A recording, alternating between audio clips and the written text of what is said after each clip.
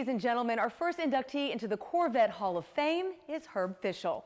Now, as children, most of us begin to dream, at least at some point, what we'll do when we grow up. For Herb, though, he did more than just dream about a future in racing. He prepared for it. Early on, he would listen to races on the radio, make notes about positions and lap times, looking ahead for a career that would one day lead him to those very famous tracks. My interest in cars and racing began early in my boyhood, and I learned about places like Le Mans, Sebring, Daytona, and Indy by reading the local newspaper, the Winston-Salem Journal, and listening to the local radio station when they would broadcast the Indy 500 and events like that. And so by the time I was out of high school, I had already decided that if a manufacturer is going to be in racing, they need to compete at the highest level against their competitors, and they need to win. Pursuing my goals, once I got into Chevrolet, Le Mans, Sebring, Daytona, the Rolex, the Indy 500, those were my targets. Herb and I first worked together at Buick. He was director of Motorsports at Buick when I was general sales manager at Buick. We were doing a phenomenal job in NASCAR at the time. Is there. Here comes Baker's move. They're 600 feet away from the line. Baker goes to the inside. Waltrip has won it. Darn car runs so good all day. This Buick, this Valvoline Mountain Dew Buick runs so good all day long. I just knew out front was where to be, and the good Lord told me to get out there and stay, boy, and that's what I did.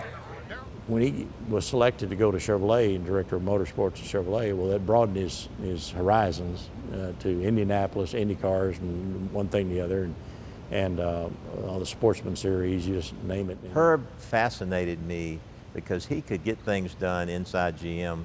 When people would say no, he'd figure out a way to do it. But so much of the success of Chevrolet in racing, whether it's Indycar racing, whether it's Le Mans, whether it's Cup racing, or whether it's the GTP racing in this country, we owe so much to Herb. Herb thought out of the box a lot, outside the box. He wasn't confined to a box. And there was times when, that's good. There's times when you think you need to rein this cat in a little bit because, maybe he doesn't understand that we're broke. GM was in real bad shape. I can remember the only two positive things that we had to talk about to the media. One was the LT5 4-cam motor in the ZR1, and two were the weekly winnings at NASCAR with Chevrolet. And if it wasn't for Herb Fishel, we wouldn't be there. As viable as Corvette Racing was with the privateer era back in the 60s, it had really died out pretty much as these more exotic sports cars had come along, and it was kind of a forgotten thing with Corvette. And I give him a lot of credit for bringing that back. As trophies and championships began to add up, Herb's focus remained on that list he made as a boy. Now it was time to get a Corvette team to Daytona, Sebring, and Le Mans. To have the most impact on sales, however, now this would need to be different from other motorsports efforts that involved outside teams. This would mean doing something that had never been done before.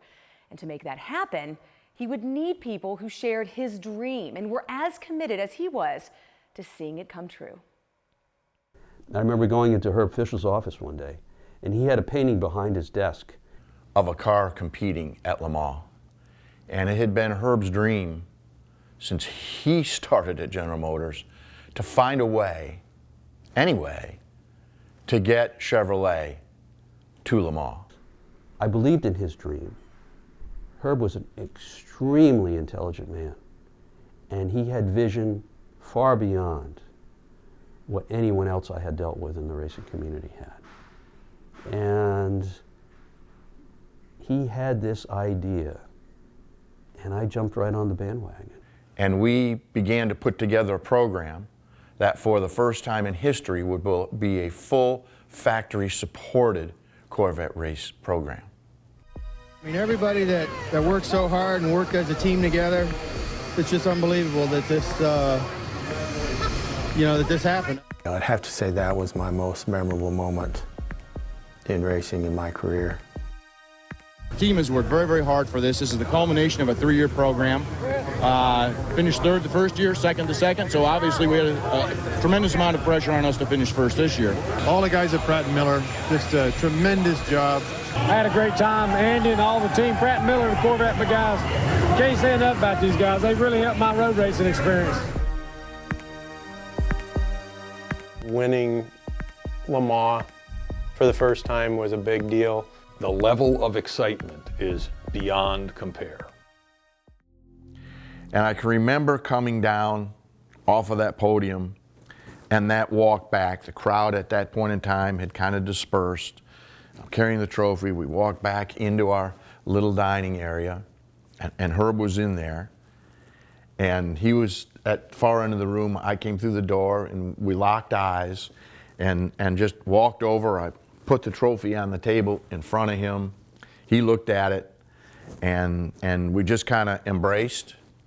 And there weren't a whole lot of words spoken, but you could feel the emotion and the passion between two guys who had realized their dream and made it come to fruition. It was a very emotional moment. So I wanted to leave something significant, something that was historically important, a milestone, and something that those after me could build on. They could take my contributions and my success and then move it forward. I get enormous satisfaction from the idea that my belief that racing was the ultimate proving ground for a manufacturer, particularly if you raced the products you built, if you raced at the highest level, and you raced against your competitors. At this point in my life, I can look back and feel pretty good about winning. We won a lot. For his contributions to GM Racing and to the Corvette, we are pleased to introduce our first inductee into the 2015 Corvette Hall of Fame, Mr. Herb Fishel.